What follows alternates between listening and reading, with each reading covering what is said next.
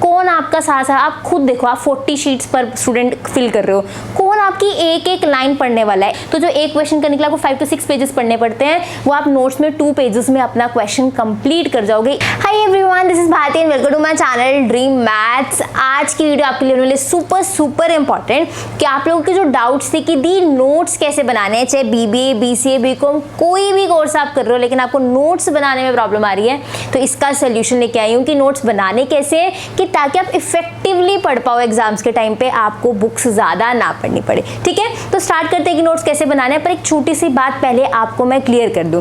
11th-12th के अंदर क्या होता है कि हमें नोट्स से पढ़ने की आदत हो जाती है, क्योंकि हम ट्यूशन जाते हैं, वहाँ पे नोट्स प्रोवाइड किए जाते हैं, तो हमें बुक्स पढ़ने की आदत बिल्कुल भी नहीं रहती। हमें होता है कि बस हमें कुछ भी छोटा सा समराइज करके चीज़ बता दी जाए और हम एग्जाम में लिख देंगे।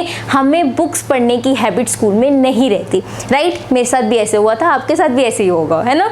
तो इसका सोल्यूशन मैं आपको बता दूं कि आपको बुक्स पढ़ने की हैबिट अपने अंदर डालनी पड़ेगी। एक साथ नहीं हो जाएगी कि आपको आज बुक पढ़ने का शौक हो जाएगा या कल से आपको बुक पढ़ना अच्छा लगने लगेगा, ऐसा कुछ नहीं होगा।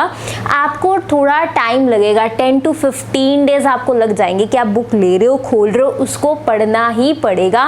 कॉलेज में चाहे नोट्स में बताऊंगी कि कैसे बनाने हैं, बट कॉलेज में बिना बुक पढ़े काम नहीं चल सकता। चाहे आप सारे नोट्स ही क्यों ना बना लो, लेकिन नोट्स में भी आप सारा तो नहीं लिख सकते ना। अगर बुक वाला ही सारा सेम नोट करना है, फिर नोट्स का क्या फायदा। वो तो टाइम वेस्ट है कि हम देख देख के सारी चीजें नोट किए जा रहे हैं। तो चाहे हम नोट्स बनाएंगे, बट हम बुक्स को रिप्लेस नहीं कर सकते नोट्स से। नोट्स हमारी हेल्प करेगा कि हम बुक्स को जल्दी पढ़ पाएं। ये चीज क्लियर होगी। तो बुक्स पढ़ने की आदत कॉलेज में डालनी पड़ेगी। आप सब कुछ लिख के नोट्स बना के काम नहीं कर सकते। कुछ सब्जेक्ट्स ऐसे होते हैं जिसमें आपका सिर्फ नोट से भी काम चल जाता है। वो टीचर्स आपको खुद भी बनवा देते हैं या फिर आपको प्रिंट आउट फॉर्म में दे देते हैं कि आप बुक्स ना पढ़ो, नोट्स पढ़ के भी काम चला सकते हो। लेकिन जिन सब्जेक्ट्स में बहुत एक्सेस में थ्योरी होती है, उसमें आपको बुक्स की भी हेल्प लेनी पड़ती है। सिर्फ नोट्स से काम नहीं चलेगा। ठीक है, अब नोट्स बनाने कैसे हैं, बहुत सिंपल सी चीज़ें। देखो, सबसे पहले आपके पास एक बुक होनी चाहिए जिसमें से आपको नोट्स बनाने हैं। बुक कैसे होनी चाहिए, जैसे मान लो कि अब आपने अपने टीचर से पूछा या लाइब्रेरी से ले ली बुक, या फिर कॉलेज के पास बुक शॉप है, आप जाकर उन्हें बोल सकते हो कि BCSM 1 की इस सब्जेक्ट की बुक दे दो। वो जो उसका बेस्ट पब्लिकेशन है वो आपको प्रोवाइड कर देंगे, चाहे आपकी टीचर हो, चाहे लाइब्रेरियन हो, चाहे या फिर आपके पास कोई भी बुक शॉप जो भी कॉलेज के आसपास उन्हें बुक्स पता होती हैं सब्जेक्ट्स की, वो आपको बेस्ट पब्लिकेशन दे देंगे। अब बुक लेने के बाद आपने उसको थोरोली, ये नहीं कि चैप्टर पेज नंबर 1 से पढ़ना शुरू किया और एंड पेज तक पढ़ना है, नहीं। आपने सबसे पहले अपने सिलेबस चेक करना है, उसमें कौन से टॉपिक्स हैं। जैसे कॉमन फर्स्ट टॉपिक लिखा होगा, कॉमन सेकंड टॉपिक लिखा होगा। आपके सिलेबस ऐसे ही होता है, यूनिट 1 भी सारे टॉपिक्स लिखे होंगे, यूनिट 2 ऐसे टॉपिक्स लिखे होंगे। सबसे पहला काम, आपने ऐसे चैप्टर नंबर 1 खोला, अपने जो भी सिलेबस है उसमें से उस चैप्टर में टॉपिक मार्क करने हैं कि कौन से टॉपिक्स मेरे सिलेबस में है। जैसे मान लो फर्स्ट टॉपिक आ गया स्टैटिस्टिक्स का, मीनिंग ऑफ स्टैटिस्टिक्स, तो आप अपनी बुक में डेफिनेशन को मार्क करोगे कि इसमें सिलेबस में इसका मीनिंग है। उसके बाद लिखा होगा इंपॉर्टेंस ऑफ स्टैटिस्टिक्स, तो आपके पास एक हेडिंग आएगी बुक में, इंपॉर्टेंस ऑफ स्टैटिस्टिक्स, आपने उसको मार्क करना है। जो आपके सिलेबस में आपने उन टॉपिक्स को मार्क करना है। ऐसे आपने पहले से मान लो यूनिट 1 पढ़ना स्टार्ट किया, तो सबसे पहला काम सिलेबस देख के उस यूनिट में आपने टॉपिक मार्क करने हैं। टॉपिक मार्क कर लिए। टॉपिक मार्क करने के बाद अब बारी आती है उनको पढ़ने की। जैसे मान लो मैंने स्टैटिस्टिक्स का इंट्रोडक्शन पढ़ा। कोई भी आप चैप्टर पढ़ोगे कॉलेज के अंदर, सबसे पहले उसका इंट्रोडक्शन होगा कि बेसिकली इस चैप्टर में आपको करना क्या है। तो इंट्रोडक्शन पढ़ने के बाद, अब इंट्रोडक्शन तो आप नोट्स में नहीं यूज करने वाले, अभी नोट्स बनाना बताऊंगी। पहले बुक की एक बार रीडिंग समझो कैसे करनी है। तो पहले इंट्रोडक्शन आपने पढ़ ली। अभी इंट्रोडक्शन तो पूरी नोट्स में नोट करने की कोई जरूरत नहीं है, तो इंट्रोडक्शन में कोई ऐसी 2 से 3 लाइन्स पक्का होंगी जो आपको लगता है ये इंपॉर्टेंट है, ये मुझे एग्जैक्ट वर्ड यूज करना है। स्टैट्स की जगह स्टैट से लिखोगे ना, इसको सिंपल वर्ड्स में तो नहीं लिख पाओगे। तो ऐसे वर्ड्स, ऐसी लाइन जो आपको लगता है कि वर्ड्स मुझे एज सच यूज करने हैं, चाहे मैं अपनी लैंग्वेज में ही क्यों ना लिखूं इस टॉपिक को, लेकिन ये वर्ड्स मुझे एज सच यूज करने हैं, उन वर्ड्स को अंडरलाइन करना है। कॉलेज के अंदर कोई आपका सारा पेपर नहीं पढ़ने वाला, पॉसिबल ही नहीं है कि आपकी एक एक लाइन रीड हो रही है पेपर में, ऐसा नहीं होता। कॉलेज में पेपर चेकिंग में क्या होता है, आपके पॉइंट्स देखे जाते हैं कि आपने सारे कवर किए कि नहीं किए। तो आपने जो भी बुक, जो भी टॉपिक पढ़ना है उसको अच्छे से समझना है, फिर उसके बारे में लिखना है। उसको रट्टा नहीं लगाना, लर्न नहीं करना, A to Z लर्न नहीं करनी। इंट्रोडक्शन में मैंने पढ़ा कि स्टैटिस्टिक्स किस लिए होता है, बिजनेस में काम आता है, इकोनॉमिक्स में काम आता है, क्या क्या इसमें होता है, इसमें कैलकुलेशंस होती हैं। तो मैं इसे अपनी लैंग्वेज में एग्जाम्स में इंट्रोडक्शन में लिखूंगी, ना कि बुक वाली लैंग्वेज में। ठीक है, सो मैंने वो वर्ड्स मार्क कर लिए जो मेरे लिए इंपॉर्टेंट है, और मैंने समझ भी लिया इंट्रोडक्शन का मतलब क्या है। फिर उसके बाद आता है उसमें डेफिनेशंस, मीनिंग आता है, जिसमें कोई ना कोई ऑथर ने अपनी डेफिनेशंस दी होंगी। बुक में 3 से 4, 4 से 5 डेफिनेशंस लिखी होंगी। आपने इतनी नहीं करनी, 2 डेफिनेशंस बहुत हैं, सफिशिएंट हैं। अगर आप कोई भी 2 डेफिनेशंस लर्न कर लेते हो किसी भी ऑथर की दी हुई, उन ऑथर्स के नेम जरूर लर्न करना। ठीक है, 2 definitions with author name learn करना है। अभी नोट्स बनाना बताऊंगी। अभी मेरी पहले बात सुन लो, पूरा बुक से मुझे पढ़ना क्या है, अभी इन्हीं स्टेप से नोट्स बनवाऊंगी। ठीक है, तो सबसे पहले इंट्रोडक्शन पढ़ ली, फिर मैंने मीनिंग पढ़ लिया, उसमें मैंने 2 ऑथर्स की डेफिनेशन लर्न कर ली। उसको पेंसिल से मार्क करना है। पेंसिल या हाईलाइटर आपके पास होना चाहिए जब भी आप बुक रीड कर रहे हो। थर्ड स्टेप में आपके पास मीनिंग के बाद आ जाएगा इंपॉर्टेंस आ जाएगी। मीनिंग में एक एग्जाम्पल भी पक्का डाल देना, उससे उनको क्लियर अच्छे से हो जाता है। वो एग्जाम्पल आप मीनिंग में डाल रहे हो, इंट्रोडक्शन पोर्शन में डाल रहे हो, लेकिन जो भी डेफिनेशन आप कर रहे हो उसका एक एग्जाम्पल प्रैक्टिकल आपने जरूर लिख देना है। ठीक है, उसके बाद आता है जो भी आपको क्वेश्चन में पर्टिकुलर पूछा जाएगा।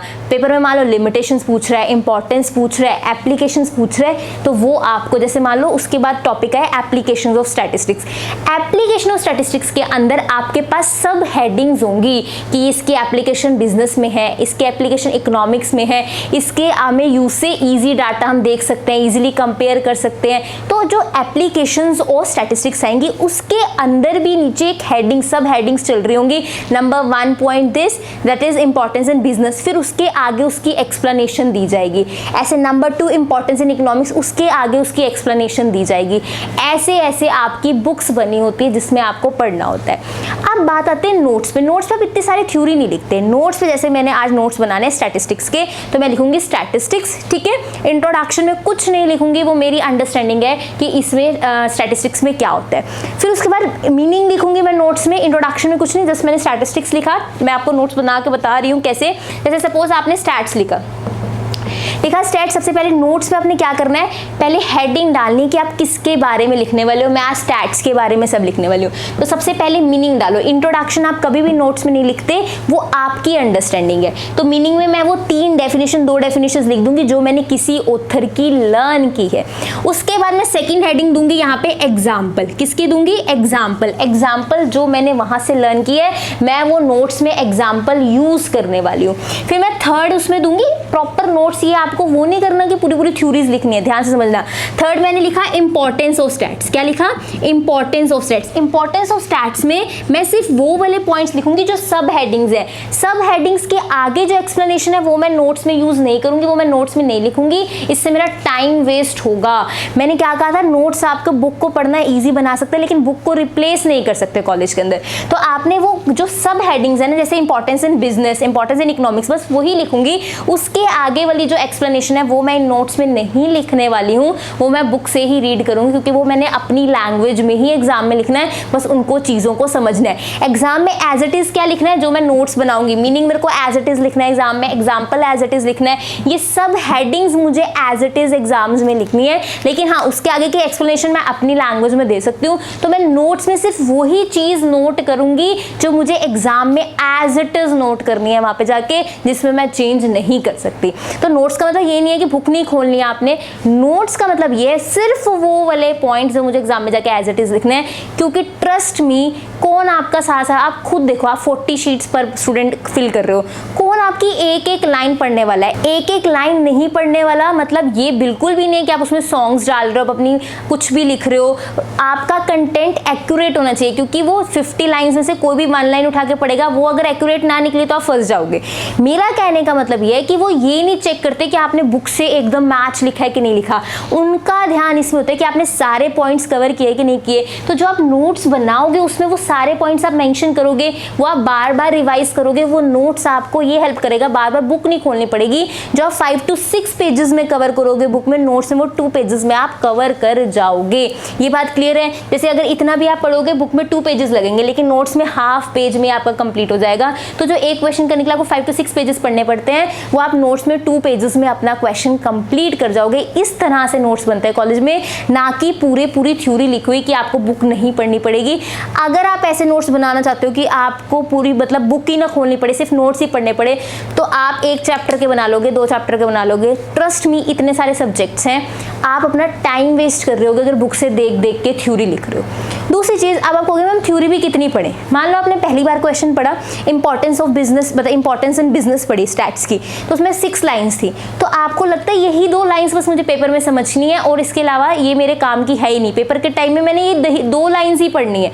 तो आपने उन 2 लाइन्स को मार्क कर देना या फिर हाईलाइटर से मार्क कर देना है कि जब मैं बुक भी पढ़ूंगा एग्जाम के टाइम में, ये 6 की 6 लाइन्स नहीं पढ़ूंगा, सिर्फ यही 2 लाइन्स पढ़ के मुझे इसका मतलब क्लियर हो जाएगा, मुझे इतना ही एग्जाम में लिखना है।